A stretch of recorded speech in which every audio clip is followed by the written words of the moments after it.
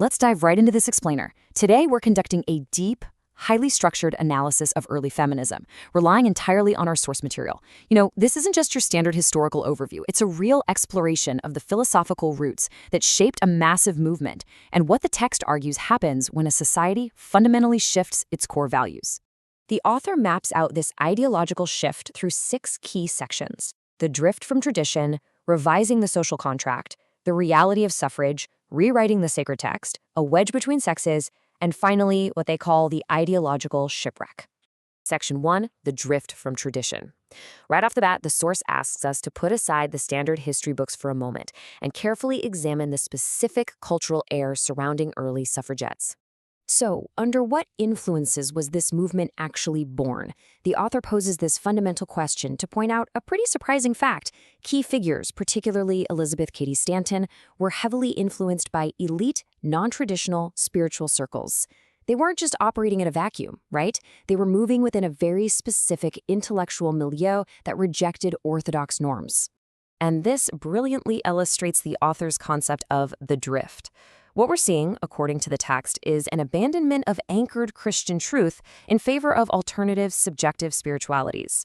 Movements like Theosophy, which sought ancient mystical wisdom distinct from Orthodox Christianity, were actually highly influential among the privileged classes of the time and gave them an entirely different philosophical compass.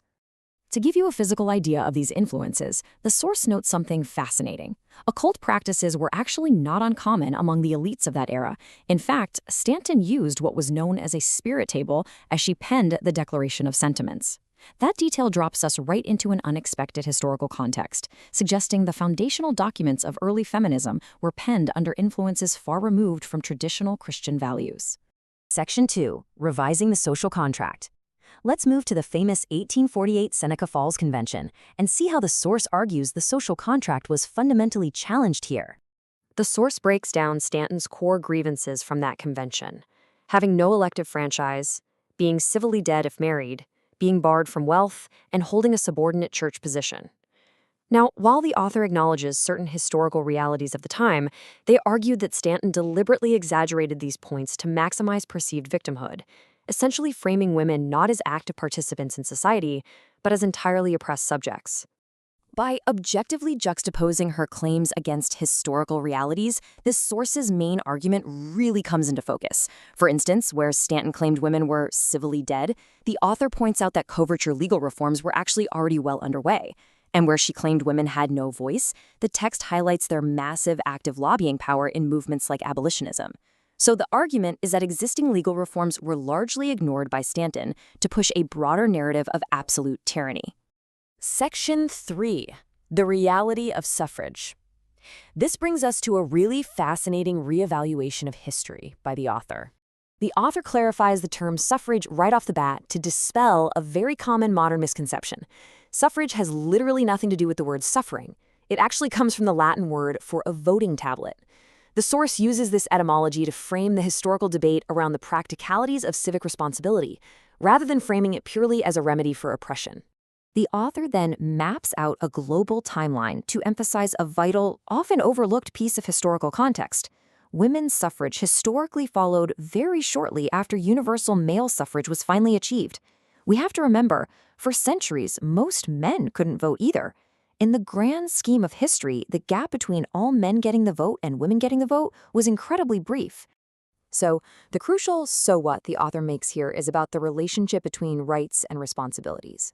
Historically, universal male suffrage was intrinsically tied to mandatory civic duties, most notably the military draft. That is a massive physical risk. The text argues that early feminism demanded equal access to political power, but without accepting the equal physical responsibilities that had historically been the heavy cost of that power. Section 4, rewriting the sacred text. The explainer now transitions into a theological autopsy, specifically looking at Stanton's deeply controversial 1895 publication, The Woman's Bible. The text highlights what it calls a deliberate ideological rewiring. Look at how Stanton flipped the foundational biblical narrative of Genesis. Instead of Eve being deceived in a tragic fall from grace, Stanton's commentary argues that Eve's rebellion was actually a courageous deed and that the serpent brought wisdom. She took the traditional structure and totally inverted it, treating rebellion as a virtue and traditional authority as tyranny.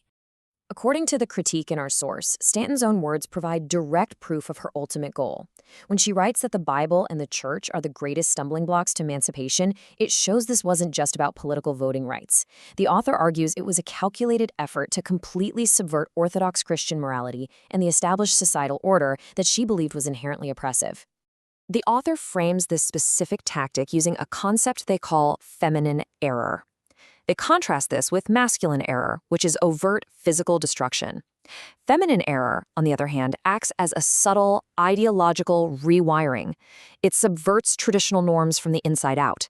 And the source argues it incredibly often presents itself under the highly appealing guise of compassion, enlightenment, or liberation. Section 5. A wedge between sexes.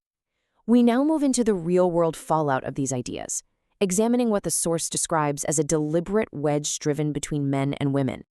To explain this wedge, the author utilizes theological commentary from Pastor John MacArthur regarding the biblical fall.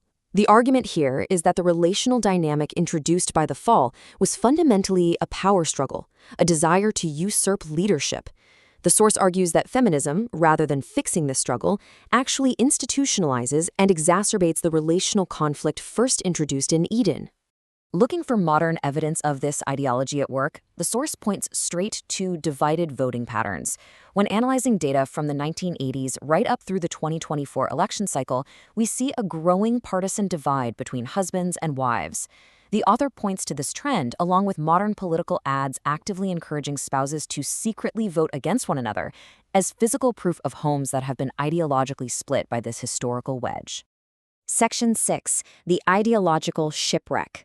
Finally, the author evaluates the sociological wreckage resulting from the successful, century-long implementation of Stanton's ideas.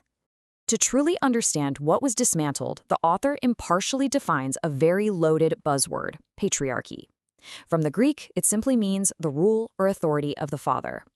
The text explains that this was the exact foundational biblical societal structure that the early feminist movement ultimately set its sights on smashing and replacing. And what exactly is the result of smashing that structure? Well, the source argues that current statistics and cultural shifts represent the undeniable real-world consequences: plummeting birth rates, significantly lower rates of marriage, a persistent cultural mockery of men in media, and a selective equality that actually seeks elevation rather than true sameness. The author views these not as signs of progress, but as the tangible wreckage of abandoning the traditional social contract. To summarize the explainer's core thesis based on our text today, the author maintains that the movement spearheaded by figures like Elizabeth Cady Stanton was never, at its core, merely about achieving civic equality. Instead, it was fundamentally an ideology aimed at emancipating society from traditional biblical authority and morality. We want to leave you with this final, provocative thought directly inspired by the source material. As you look at the trajectory of history and the stark data of our modern world, we ask you to weigh the evidence presented by the author. Did these ideas liberate society as promised, or did they effectively emancipate us from the very moral foundations that built civilization in the first place? It's a heavy question, and one that absolutely warrants further thought.